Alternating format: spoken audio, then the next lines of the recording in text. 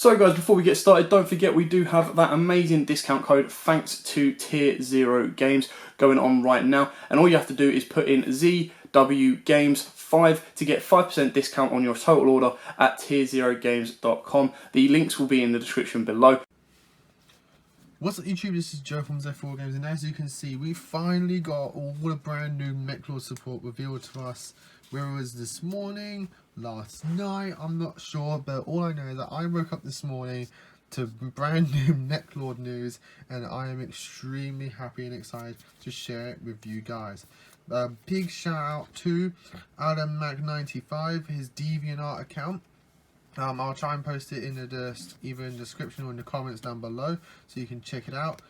He does amazing proxies. This is what I printed off from his DeviantArt account so that I can give you guys all the brand new mekllord news nice and effectively.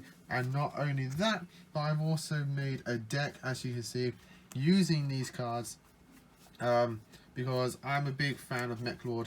Mekllord was one of my few competitive decks I used to play way back in the day, mixing in with like Malefics and Utopia, things like that, and I had a lot of fun doing playing that deck. I'm a big fan of the episode with the includes the mekllord armies in the 5Ds anime that never got dubbed. It was really cool. Again, I'm just a big fan of mekllord, so the fact that they got brand new support just makes me absolutely happy, and again, can't wait to share it with you guys. So again, before I get into this, if you enjoy it, please give us a like, please give us a subscribe, and if this video gets 50 likes, I will post the deck profile here on the channel, and you guys will enjoy it. It's a building work. But I'm gonna have a lot of fun playtesting this, and I'd like to share with you guys the initial concept of the mekllord deck post Duelist of Gloom. So with all that said and done, let's get into these reviews. So I'm just going to give these cards here up on the screen, and I'm going to read out the effects as I obviously got multiples, and I'll point to you obviously which one I'm currently talking about. So let's start off with the brand new boss monster, which is mekllord Astral Dragon Triskalia. He is a level 10 machine dark monster with 3000 attack and cannot be normal summoned or set. Must first special summon from your hand by banishing 3 mekllord monsters with different names from your graveyard. And once per turn, when this card declares an attack, you can look at your opponent's extra deck and equip one card from it to this card. This card gains attack equal to the attack of the equipped monster by its effect, and this card, if it's equipped with a synchro, can make up to 3 attacks on monsters during each battle phase. He is the brand new boss monster. He is going to be what your deck is focusing on, being able to just freely equip from the opponent's extra deck. So you get to not only look at the opponent's entire extra deck, but then you get to snatch anything. So like, if they make a first turn board, and you're like, okay, cool, summon this guy, swing in, look at your opponent's extra, you can take the Bowl Sword Dragon or the Bowl, any monster that you feel like is going to help them make a comeback, steal that monster, gain its attack, and then just keep swinging, especially if it's a synchro monster you're stealing. Oh my god. Dude, this card is great. Love it. Like, it's just really good boss monster. It is a boss monster the deck kind of needed. As the other boss monsters are very synchro specific. I think the only two that aren't really are Wysort and Grinnell. Here they have added synchro stealing effects, but Grinnell can just be naturally big depending how early in the game it is, and Wysort is a free spell negation with a 2500 attack. Like, those are pretty much the main boss monsters you kind of focused on. So now that we've got a brand new boss monster that we can just naturally focus the deck around, I think it's been really good, and it's something again the deck really needed. Next we have mekllord Nucleus Infinity Core.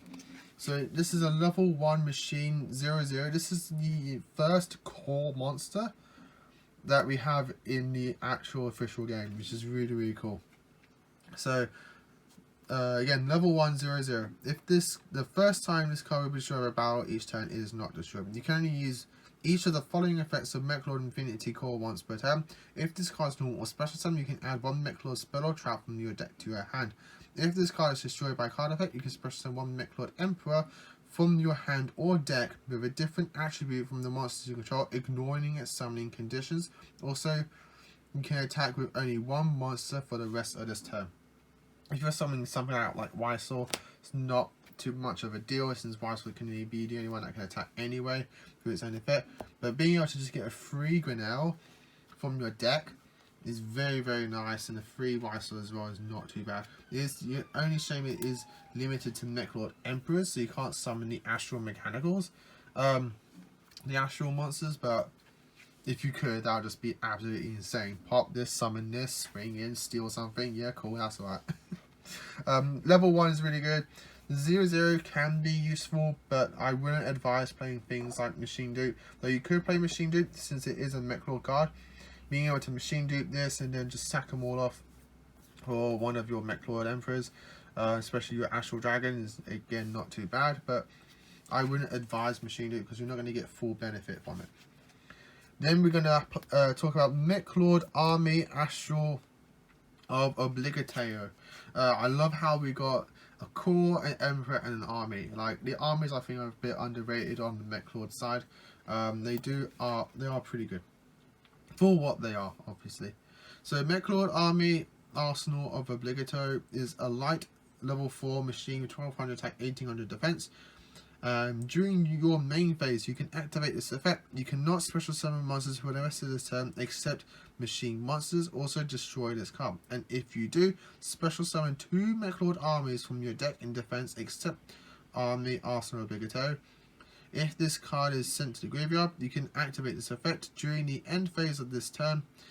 Inflict 100 damage to your opponent for each mekllord monster you control. You can use each effect of the mekllord army Arsenal Obligatio once per turn. So a free pop this, summon 2 armies, cool. Go into like a Qliphort Genius or something like that. You're only locked into machines, so this can make a really good engine in just general machine decks. Being able to just normal summon this and just pop itself and get 2 armies from your deck. That is very good link fodder. Could be something to take in like Ancient Gears or Despots or anything like that. Heck, you can even tech this in something like a weird, what is it? The rank 9 deck. I can't remember what it is. Like the Norse rank 9 deck, because you can get your Qliphort Genius and you can use your field spell, summon your bounce up your tokens and your level 9 from deck, and then your Genius will resolve, search a new machine. Like, there's a lot of little synergies that you can do with this deck and this card and other decks. That I don't mind being locked into machines. So I really like this card. Really good for the deck, especially for the army build. Like, really, really good card. Next, we're going about the spells. The mekllord Control. So as a quick play spell is that you can target mekllord you control. Its attack becomes the combined original attack of all mekllord monsters you control, but your opponent takes no battle damage from attacks involving it until the end of this turn. Bear in mind, it just says it, so only the monster you buff can't deal damage, everything else can. So if there's one monster you're just trying to deal with, struggle with, you know, resolve this, get 2 armies on the field. If you summon out your army Yugioh and army Grinnell, then your Yugioh is going to get 200 extra attack points to become 2k. Play this, it now jumps up to 36. Beat over your monster, Grinnell can then punch in for 16. Like, not too bad. But this other effect is that if a mekllord monster or monsters you control be destroyed by battle card effect, you can banish this card from the graveyard instead. You can activate 1 mekllord assembly per 1 mekllord control per turn. I think its OCG name is a mekllord assembly, but then I'm thinking the translated one will be mekllord control. No, that's weird. No, it is mekllord control. They swapped the names around in the context. Note to self, Alan Mack, if you're watching this. So you can activate 1 mekllord control per turn. Not too bad. I do like it. It just helps with weaker monsters, your armies beat over higher things. Next, we're actually going to talk about mekllord assembly. So mekllord assembly is a continuous spell that means when this card is activated, you can add one mekllord monster from your deck to your hand. You can use each of the following effects of mekllord assembly once per turn. You can discard one card, then target one monster you control, destroy it. If a face-up mekllord monster or monsters you control is destroyed by a battle or card effect, you can target one face-up spell trap card on the field and destroy it. You can only activate one mekllord assembly per turn. Really good card. This card is perfect for the deck. Being able to search out any of your mekllords, then you get a free pop on a mekllord. Yeah, so you can use both effects in the same turn. And after you pop your mekllord, so you can play this, normal this, search something else.